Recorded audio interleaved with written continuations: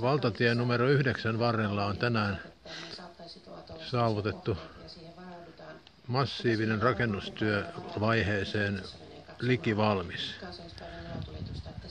Tässä mökin terassilla istuu toinen rakentajista ja hän tuleekin meille esittelemään ja kertomaan rakennustyön vaiheesta. Tässä nyt radio vähän taustalla häiritsee, mutta tässä on tällä tavalla pohjoiskarjalaiseen tyyliin noudatettu vanhaa perinnärakentamistyyliä, jossa on tappisaranat, ovihaka ja jäljitellään hirsirakennetta. Tekijöinä ovat suuret asiantuntijat Pentti Westman ja Hannu Kotila, jotka ovat perehtyneet erityisesti hirsirakennus- ja perinnärakennustekniikoihin. Aivan. Voisitko lähteä kertomaan tuonne aivan pelipaikan äärelle, mitä on tehty? Tänne on tehty tällainen kantava rakenne tänne kattoon. Tässä katossa on huomioitu 200 kiloa neliömetri lumen paine. Eikä ole ensinkään tavatonta Karjalassa. Kyllä, 200 kiloa neliömetriä kohti laskettu. Tässä kantaa hyvin sen kaksinkertaisena, että ei mitään. Ja siis ilmanvaihto on laskettu sillä tavalla, että keskimäärin noin 6 kuukaudessa kuivuu puut tässä. 6 kuukaudessa? 6 kuukaudessa. Oho, kyllä. Se on nopeaa. Rakennustyö on näin ollen onnistunut. Rakennustyö on onnistunut erinomaisesti ja yleisten suunnitelmien mukaisesti.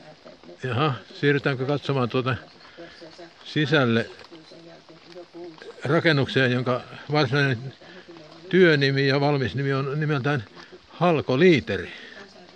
Halkoliiteri pääsee avaamalla haan. Huomaa haka. Ja huomaa perinnesaranat. Perinnesakara ylhäällä ja alhaalla. Näin.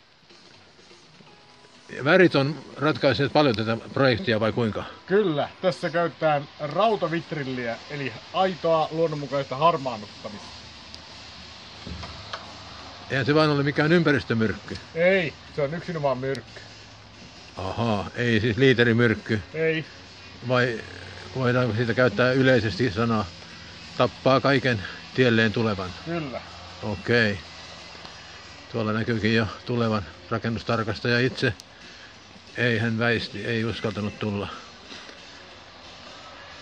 Onko tämän ympärillä käyty paljon paperisotaa? Ei, tämä on tehty paperiton. Tämä on esimerkki paperittomasta rakentamisesta. On varmaan ollut erikoinen tunnelma rakentaessanne tätä.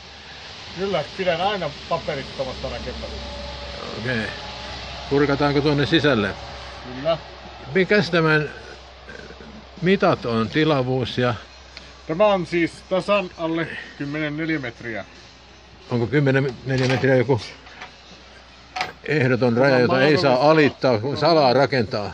Tämän mahdollistaa. Tämä on Pohjois-Karjalan merkittävimpiä rakennustaiteellisia teoksia. Mitenkäs tämä kunnan isä on suhtautunut tähän? Kunnan isälle ei näyttää edes sisätiloja lainkaan. Aha, entäs kunnan äiti? Ei äitillekään. Eikä lapsia? Ei. No niin. Ja mikäs tämä rakennuksen kestoikä tulee olemaan? Noin 128 vuotta. Noin 128 vuotta? Kyllä. Jaha. Ja mikä pettää ensin? Kurkihirsi. Kurkihirsi, se on tuolla olemattomissa vielä toistaiseksi. Se on ratkaistu sillä tavalla, että tässä on erikseen 2, 4, 5 kappaletta kurkihirsiä. Aha, ja se on riittävä määrä. Kyllä.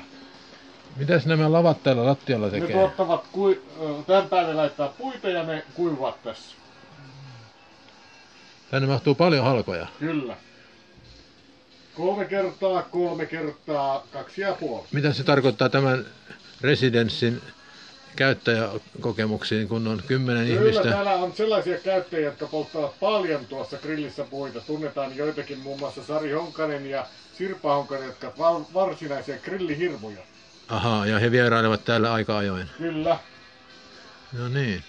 Olisiko aika päättää tämä 3-kertaiseen hurraa huutoon? Hurraa! Hurraa! Hurraa! Hurraa! Hurraa! Hurraa! Kiitos ja näkemiin. Palaamme kanavalle, kun seuraava rakennustyömaa on aluillaan, lopuillaan tai kesken tai peruutettu. Näkemiin.